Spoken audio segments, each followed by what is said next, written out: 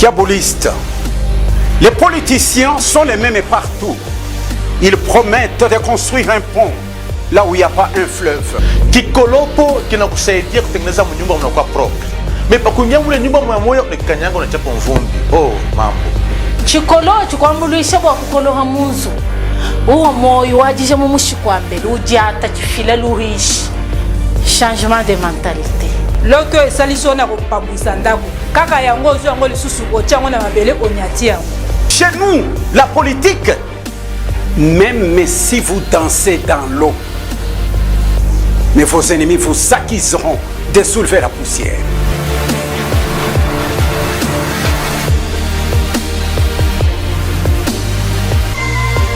Kiabouliste, hein? Changement de mentalité. Bonsoir, c'est l'heure de notre émission Les Kiaboulistes. Voici dans un style kiaboulistique, notre émission de ce soir sur les ondes de Kiondo Télévision. Les Kiaboulistes, nous prenons les changements de mentalité du peuple congolais. Si les Congolais changent, kama tu ni tika kubadilika, mukini, non, ça sera un paradis. Voilà les combats que nous menons dans les Haut-Katanga, à Lubumbashi, que l'homme congolais change de mentalité. Quand tu apprendras à vivre avec ton semblable dans l'harmonie, au lieu que lui soit ton ennemi, boka kokendeli boso, biloko ya bongo, bintu sahibi, mutelikatara kuni. Nous, ukikwenda mambo ya bien, nous on applaudit les biens et on condamne les mal. L'homme, c'est les biens et les mal. Mais bubaya bushipite bizuri. C'est ainsi que quand bunapita bizuri, vous nous voyez chez la Kiabouliste apparaître. Bonsoir maman quinoise. Bonsoir monsieur Sambla. Hey, toi ça na fête il est là. Otali à côté na yo. Aye ko témoigner. Congolais témoin. Aye ko témoigner. Makamoni la ko témoigner lelo. Ndeto komona. Lelo ndeto komona. Tout ça na ba sujet belé. Pe na ba invité pe et belé. En principe on devrait être à 30. Yango ndena bisaki yo mokolo wana suka. Nous rendrons notre émission, ça sera l'émission du peuple. Donc populaire. Tobanda ko ya mibalete. Misatote, boina boyete. Osomona, les Kiabolistes. Mukini aikosake mambo. Mambo pe aikosake mukini. L'essentiel c'est cette capacité-là de résoudre les problèmes. Vous ne comprenez pas? Si vous dans notre émission, nani Congolais témoin. Vous êtes témoin témoigner. Tu n'as chambra bantu. Apana. Tu n'as chimanga bantu. Nous on dit polele. Matendo ya bantu. Voilà. Les actes posés par l'homme, c'est ce qui nous intéresse. Quand on condamne. Quand il n'est pas dit que ces actes-là, c'est seulement Congolais témoins qui ont posé un acte à bien, ou bien c'est semblable, ou bien maman quinoise. Non. Comme pour dire, une émission, parce que nous sommes les Kiabolistes, ils n'ont pas les Kiabolistes. Nous sommes des Tshisekidistes, ils n'ont pas les Tshisekidistes. Nous existons pour mettre fin aux querelles politiciennes qui risqueraient d'engendrer des conflits communautaires. C'est ça le principe. Ce qui domine mon tribalisme, haine, conflit, conflit, tribaux. On a compris. Je oblige à tout attaquer. Nous sommes une république démocratique. On dit la république démocratique. On ne dit pas la république du Congo. Il y a le mot démocratie.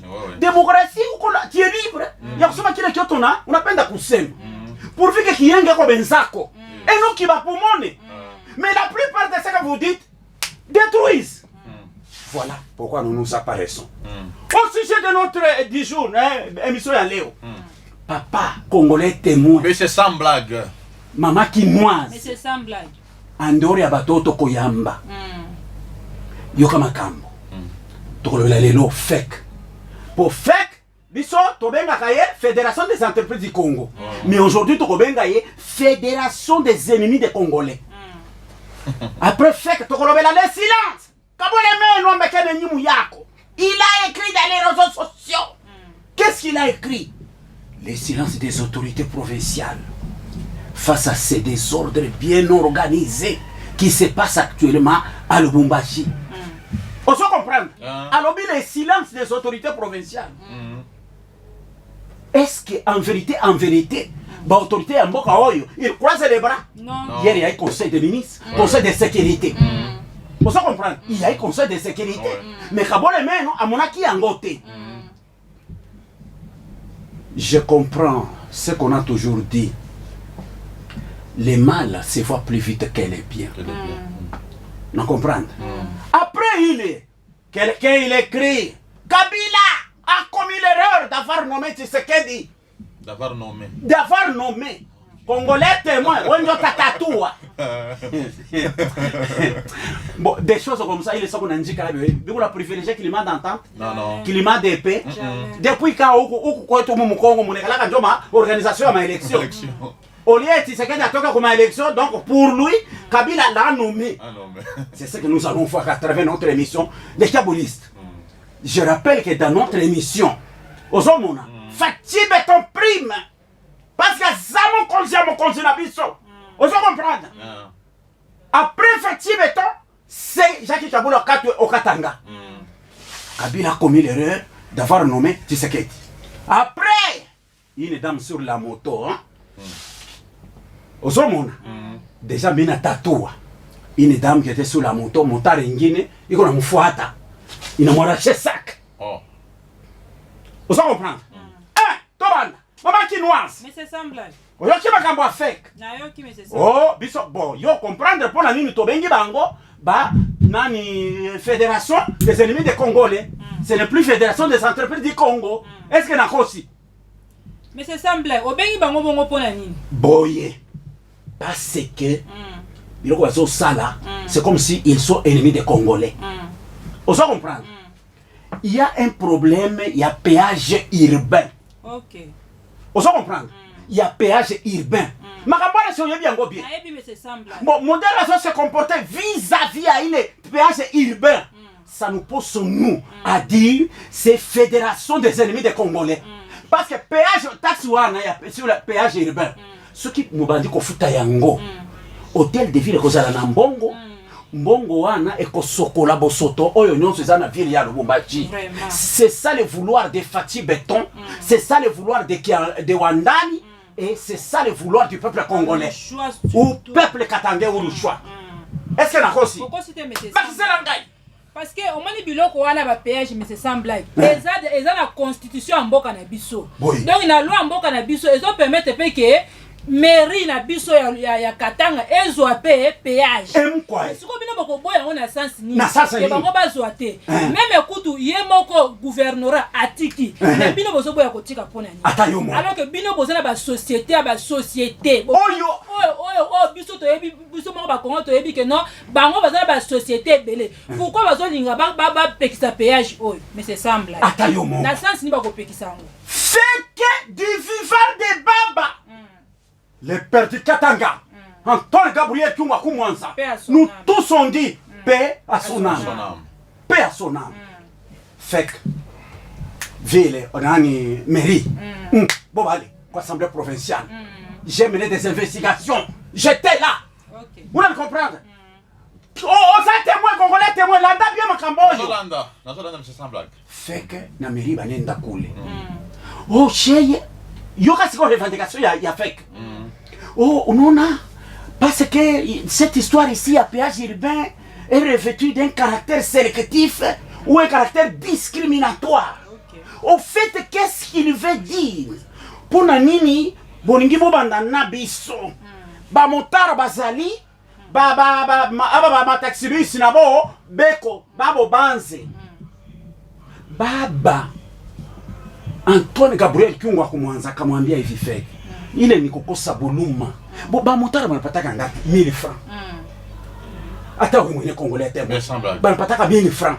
Ona zote na yo. Esa yo. Bazwaka 1000 francs. Aba ba mataxi ni bia 500. Bon, mwili makuta nyele kunapata kiloko ile. Ngapi ni batalipa ile? Ata soki ba futa pe, ata soki ba futa pe, ba wana futa ka pe ko combien? Ata yomo. Bino bokosa ka ba track, ba camion na ba camion zo uta ba pe étranger.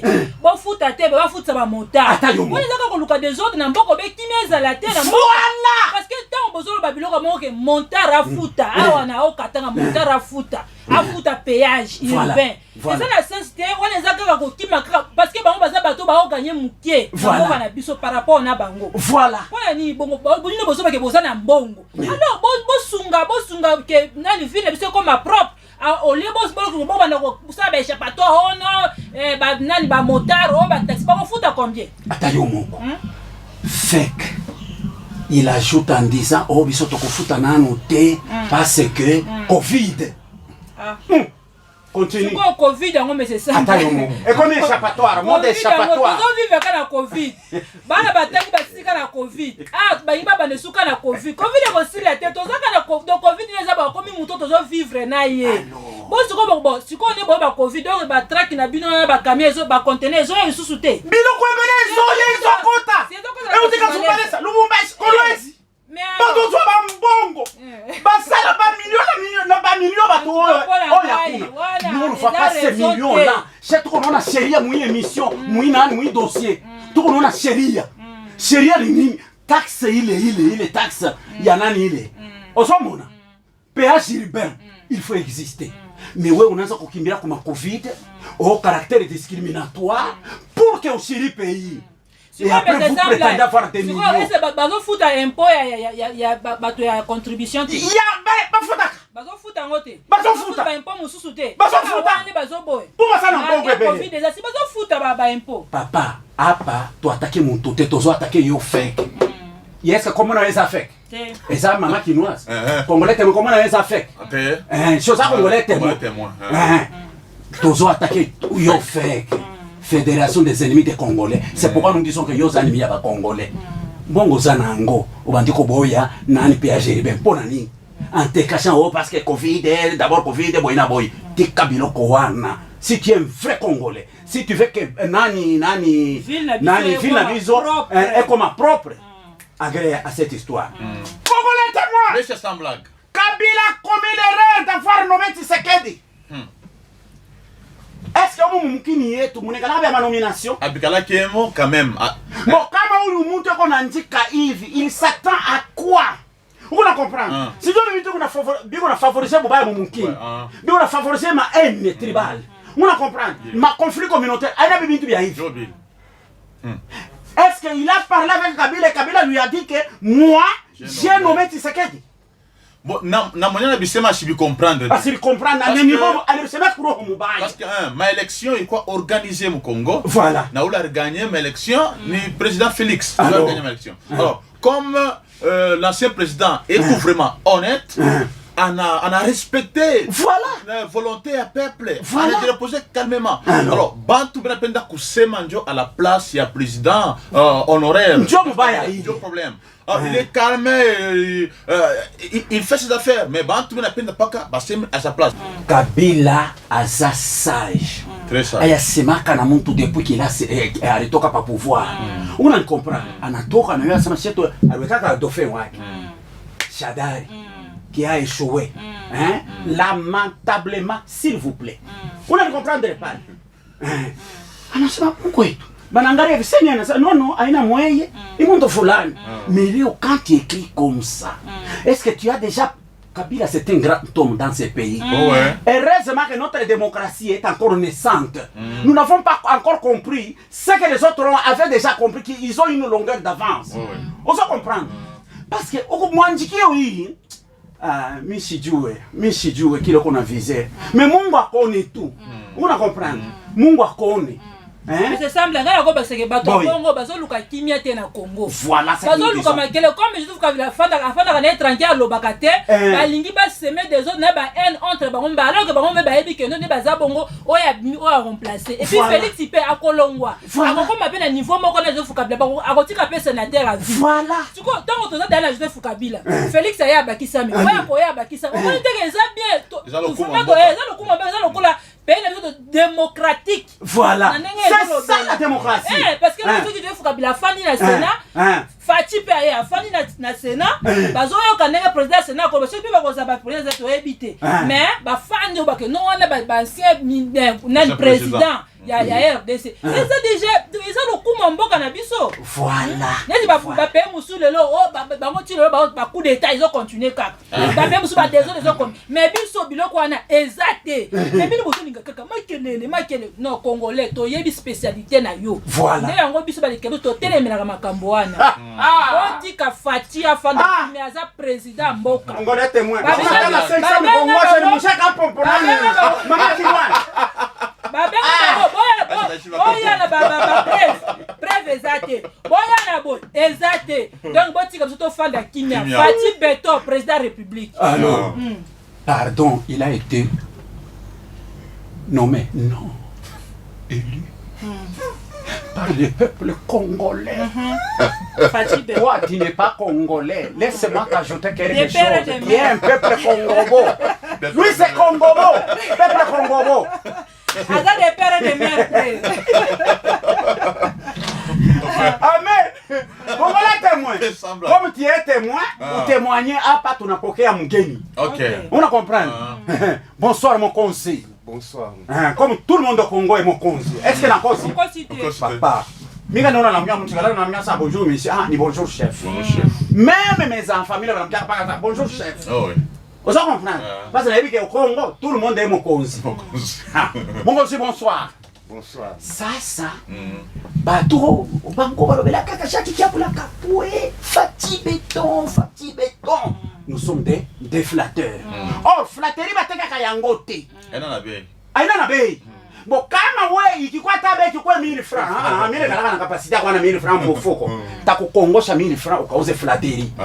Maintenant, on va voir avec notre invité ici si réellement lui aussi avisé ko flatter nani wandani. Anisha kututula ni kambo yake ya mwimbo. Hapa bwana, unaweza kuitaye mbele, uitaye keshe. Comment ni chef bote? Ouais. Il y a tout plateau kala ya baridi. Ouais. Moto ko tsa malili kati na yote. Oui, ndenge na. Osamona mboka. Ya 1900. Biso no tozaba na 1900. Oui. Awa bato ya 2000 bazaki. Oui. Ba onyo so bazo so bato ya 1900. 1900 boye, 1980 combien, 1960 combien. Osamona. Osamonta mwana 1900. Oui. Peta capella ou bien présente toi beta capella toyoka. Ce qui réellement yope qui a visé flatter Wandani. Ouais. Ngai naza artiste Kuku Diango, Kuku Sango. Naza na message moko na pisi pour na gouverneur na biso Jacques Kabula na ba œuvre oyo azosala. Vraiment aza muto a changer shaba po eko makatanga. Wana ngana zolo bango biku rouge. Azobeka sommet des sommets. Voilà. Jacques Kabula Wandani. Ba kolo ya mboka e. Ba commerçant pe ba négociant. Botala Lubumbashi ndenge banzele baby. Mituka tokoso babi kotambola wapi e. Banzela e baby awana Lubumbashi Jabule katolobi oh reconstruction Banzela e baby awana Lubumbashi Félix Antoine lobby oh reconstruction Toto ngamboka Toto ngamboka OVD Toto ngamboka Radio Kionda Toto ngamboka Saint-Éloi Toto ngamboka Bakamami na nani bako wapone kolo Bakamami na nani bako wapone kolo Congolais te mets la microphone. Non. On suspect. On se peut jamais. Unaweza kupika sa mtu mmoja basi batesoke nini? Formula ou bien nini? Congolais te moi. Tobeta.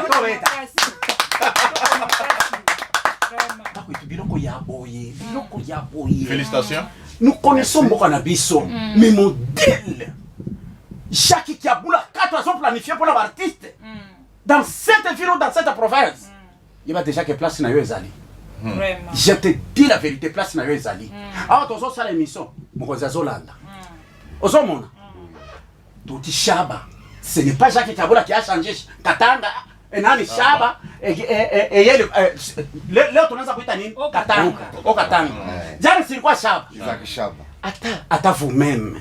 Ni koko nini? Koko Django. Koko Django. Kuku Django.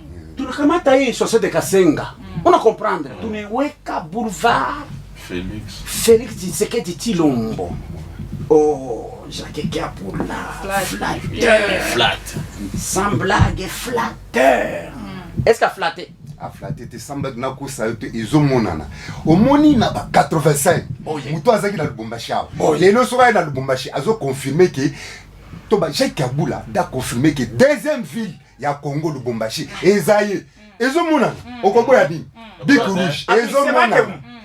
Ezomonana. C'est tout le bac. Lui aussi a visé la flatterie. Non.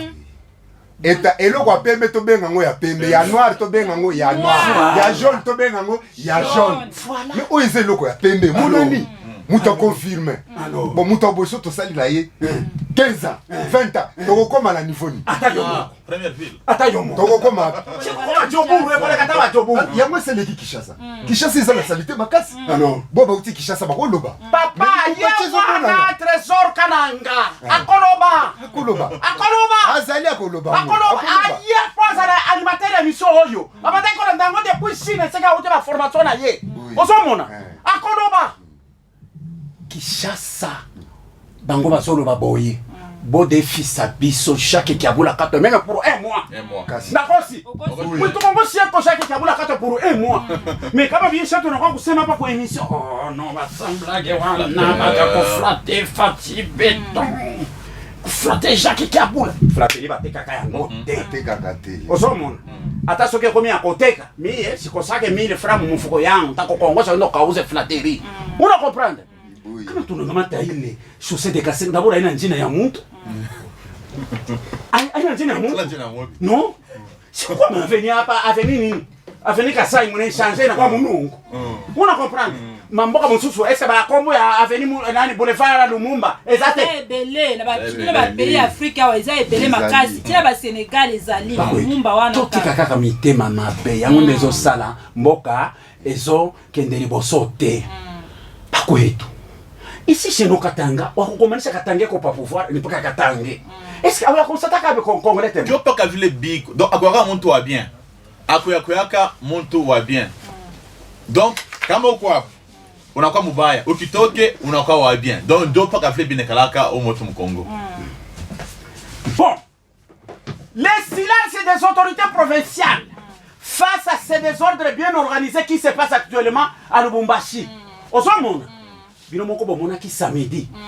Ba maman et mon de 30 juin je pense quelque part pas mon de 30 juin. Dans les images, ba te toka image yi. Hein, mutoka ko mbele image yi tuone. Uko nona, il y a destruction. OK. Est-ce que c'est face à ça que Kabole Meno, hein? Chez moi Kabole Meno kene nyimu yako. Kabole Meno se permet de dire les silences des autorités. Vous comprenez? Maman quinoise. Est-ce que réellement ba autorité ya mboka oyo bazovanda calme contre mabe oyo ezosalama na babalabala? Mais c'est semble ba autorité ba kofanda kimia ndenge ni alors que musala na bango nde yango wana ya ko sécuriser peuple congolais. Ya ko sécuriser ba louchoise bazala en sécurité. Ba kofanda kimia ndenge na mabe ya modèle wana. Pour tu ko belo parce que peut-être pas landaki ba information te pour mikolo peut talaka ba ko na occupation ebele. Mais ba autorité ba fandi kimia te ba sala ki ba réunion ba po na makambo ezo leka na ville Lubumbashi si la mais c'est est-ce que yebi ba to ba so sala ngo ba l'échec. Modèle va tomber la ville à Lubumbashi. Gouvernement provincial. Des raisons pour lesquelles mais c'est semble que bâtir ba péage urbain wana ça la pona nini maire de la ville a sa responsabilité na ye. Ya bana wana. Na chèque wana azo bango atia bango quelque part. Voilà. Comme ça à s'occuper de l'éducation là-bas. D'ailleurs gouvernement na biso ça qui tabula kata gouvernement provincial na lukuni papa Césali. Kasi bango mazoki bango la kimbia Congolais témoin. Est-ce qu'on aura pas na kimbia? On est bonne ko construire ba laisser kuyala. Muma de 30 juin. Bango ba entre par exemple Biaï na de la révolution tenterente. Vous comprenez? Donc moi mouvement Songolo ils sont les premiers. Maintenant profiter pale munapie bile bintu bya ule mama mudi 30 jours mulipie image yo ina témoigner bango shibakei mama ona shatika likolela si toza ba africain kolela na ye nyonso akobimisa na monoko bile byo tatatosha mukinywa n'aura pas d'impact sur bango. Et puis mais c'est semble ba lobaka bozuya yo ebine mutazwa kite voilà mutamutazana ndenge azwa ba musuba zwa na boy ba musuba zwa na yo ebine ngazwela ki biloko wana te yo kopie yango yo moko ebi suite mama weye nyamasha weye tosha masemo ikujustifier vis-à-vis abale balingia mu boutique yako amu mu 30 jours suivant les images que nous venons de suivre. Itabafuata. Nous sommes des Africains. On a compris. Mungu tunekalaka tukune sema Zambie akela mokilo ina zelote. Azui par exemple le sable nani babriki na basima abandiko tonga mboko. Asala ngona monoko. Na parole. Osomona que le monde soit et le monde est ya. Atakama mona fuchama die. Yango nde ozomona soki toke ba cimetière. Misalaba iko poka batoto kiloko. Batoto kiloko. Batoto kiloko. Ni moi benye mko nerishira kububaya. On a compris. À l'occasion de rien, vous allez piller les choses d'autrui. Pas kaïfi na loyenge. On a profité mon mouvement de masse. Papa lobela banko congolais témoin. Ni bintu. Mitam kinkunji. Bitom kinkunji parce que par les béco de barager bien, babo qui franchement ya bien béka les bien abapen. Abatak. Donc comme si ndani ya bo musha kwa bika déjà. Voilà. Alors, il faut pas qu'un film. Il faut pas que tu pas kama bane bacha hivi au takwa changement parce qu'il faut que ba autorité ba imposer donc chaima des ordres mu Congo oui. Ou soit cheye to influencer ba autorité à travers notre émission cheye kote kutolo kwa to mubambia ni kubamba kwenda naye kulukuni kumuliza bwingi bwa miaka unakwambia 17 akamata 17 après anza kuikala kule kukamata photo ile sasa tukumwambia ni mumbiai pa na de la révolution ti atakuwa kuchanger anakuwa par exemple huko siku tutamama tunamwafronter na photo toi on t'avait déjà arrêté tu rekopeleka kulukuni wenje unakuwa kusema des autres muhimu kini Chilombo ne fait pas des choses comme ça. Ouandani ne fait pas ainsi que la population katangaise. Ici c'est une ville où nous vivons la paix. On a ski. Pas qu'à faire mais oui. Ba makashine. Baba on va ça ba makashine bana makashine. Ba fa même opération. Chege bana bam. Bana mutuma kule. Je pense qu'il est bien tout bitaisha. Je pense qu'il va autorité bana bangara village. Comme elle a continué na pas vile pour l'épaule, itakuwa ni un jour na kwa ni milice, na kwa des ordres munane. Mo inchete. Mokonzi, bonsoir. J'ai l'honneur de vous présenter Trésor Kananga. Bonsoir. Trésor Kananga. Aouti Kinshasa. Asamulandi émission na biso les Kiabuliste. Tie alandi. Ye oyo. Anitileta ye mwenyewe dans le seul but abanda ko participer na mission na biso. Ko animer émission na biso. Parce que il voit que vérité na biloko tolobaka ezali mais bato ya masumu kama nona sama eza biloko makambo salaka babandi ko bimisanga epolele bananza kunitosha peupe na hii masekre yangu mimi kalaka nayo mupekisa mtu wana mukozina yeye nani chaki kabula kato boka ndo kubona chaki kabula kato huyu mtu akona nitosha masekre ni kuna bila bito ni unafanya nde swaka bango osomona et je vous dis en passant nombreux sont ceux-là qui applaudissent pour cette émission. Mais moi, je ou bien tatu qui décourage. Pour preuve, il s'appelle Trésor Kananga. Aouti Kinshasa. J'ai mené les investigations sur ces messieurs. Il était en Chine. À Kenda Koyoko la biloko ya Moko. Il a la capacité de se battre lui seul 1 contre 100 personnes. On s'en comprend. Papa. Ata moi liloba muke to yoka comment émission na biso et c'est plus ça qui jusqu'à ce qu'on se retrouve hawa après na ba téléphone to yambio moi liloba muke merci beaucoup na formation na bino wana ya yo za na force donc hawa donc so to ba biso ça oyene to ba biso yo moko meta mi 100 personnes intéressant donc là to ça le côté donc Janon on y tient ma gloire.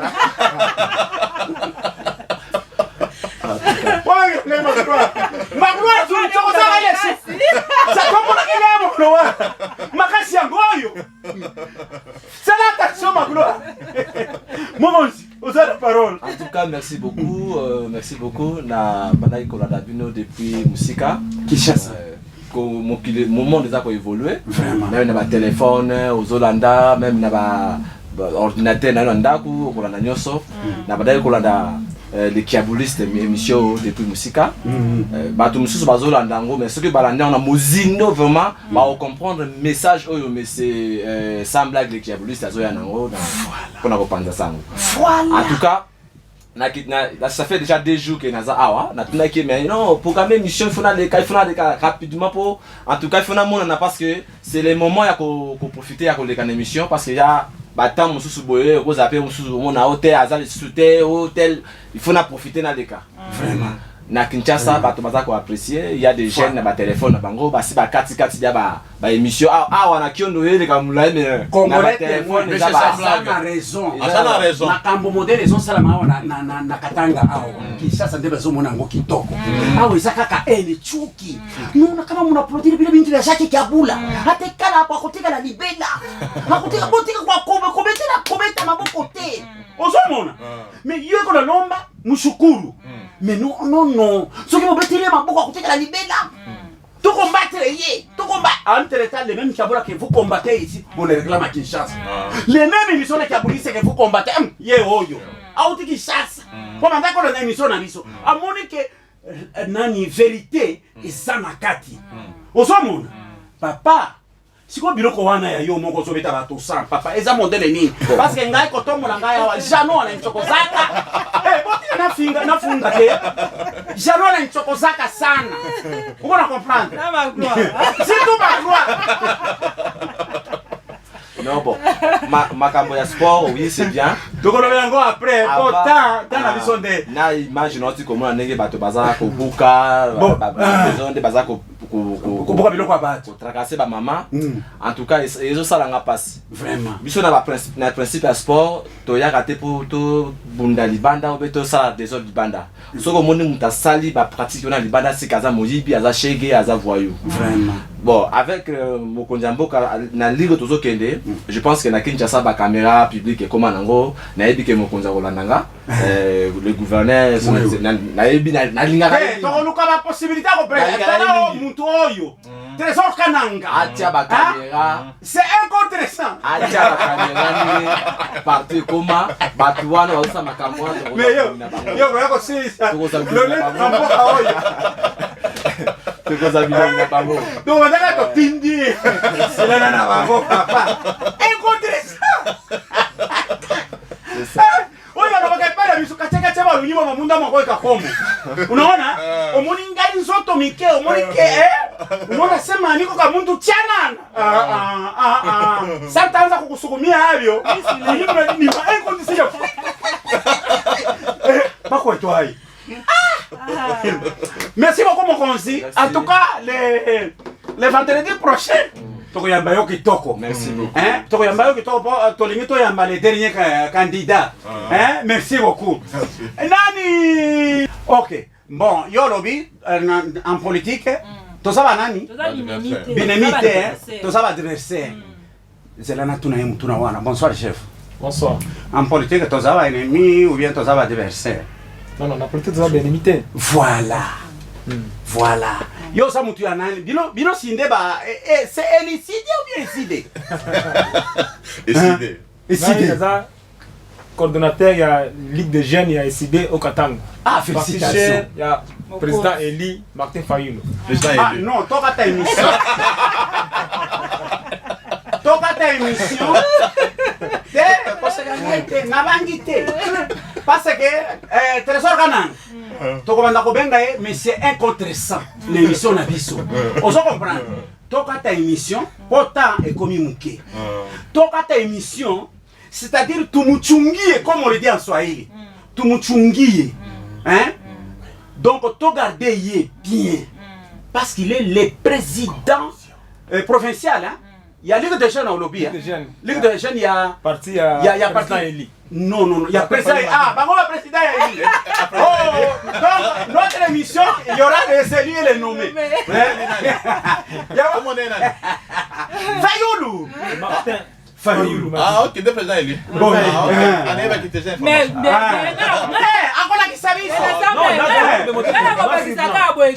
en tout cas biso ti lelo tozelaka bapreuve wana me tomonaka yango mpe te boye bon awa moyen topesa parole eza te tumuchungieni togarde ye pour la semaine prochaine. Donc il sera notre premier invité. Toye boye tobandi émission na ye ala kisabiso comment Fayulu c'est un président élu. J'espère biso bisa to abo gagner biso. Ah moi je vais bien yo. Je ne comprends pas ce que c'est vraiment à défendre la carrière. Na sommes là ta pour na ça. Attends bon. Bon, merci beaucoup. On vous garde encore au frais. Mais la semaine prochaine, vu le temps. Hein? Après l'heure, ce n'est plus l'heure. Avant l'heure, c'est l'heure.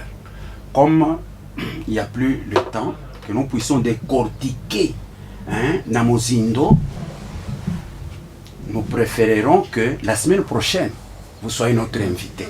Et c'est avec vous que nous allons commencer cette émission. Mais souffrez que nous vous disons bonsoir car c'est la fin de l'émission. Il n'y a plus de temps. Il n'y a pas de problème. 30 secondes. Là, attends une minute. Et ça, par rapport à l'image de Toto Landa, ils ont déjà la marque de l'autorité urbaine. Si le modèle comme la nouvelle comme ça, la barbarie pareil, c'est parce que l'autorité est atteinte. L'autorité n'a pas en place. Donc, baza mesure te ko rendre service bien au niveau bazaleli. Boye. Tel exemple même à Lelo. Na mona ka besoin applaudir maire de la ville, maire de la maire pour la péage urbain. Oui. On a ça destruction zanga besoin détruire population congolaise. Lelo pour accéder à industriel, il faut la foutre à péage. Oui. Est-ce que on est ce n'est pas la barbarie au niveau urbain. Mais aujourd'hui, on les même maire de la ville à combattre pour le transport et Kika. Lelo na ville à Lumbashi. Transport même il y a 3 km c'est 1000 francs aujourd'hui. Oui. Même dans les taxis bis, même dans les minibus c'est toujours 1000 francs. Oui. On a juste des barbarie et maquia autorité dans la ville à Lumbashi. Merci beaucoup. Bino kobanga te. Omoni bango, c'est l'opposition. Opposition à mon là où c'est blanc, lui voit noir. Là où c'est noir, lui voit blanc. Ce n'est pas normal. C'est la fin de notre émission. Hein? Soyez les bienvenus la semaine prochaine. Diaboliste. Les politiciens sont les mêmes partout. Ils promettent de construire un pont là où il n'y a pas un fleuve. Kikolopo kinakusaidia kutengeneza nyumba mnakuwa propre. Mais pakunyamule nyumba mwamoyo ni kanyango na chapo mvumbi. Oh mambo. Chikolo chikwambuluisha kwa kukoloha munzu. Uwo moyo wajije mu mushikwambele ujata chifila luhishi. Changement de mentalité. Loto esaliso na kopambwisa ndako. Kaka yango ozo yango lisusu otiango na mabele onyati yango. Chez nous, la politique, même si vous dansez dans l'eau, mais vos ennemis vous accuseront de soulever la poussière.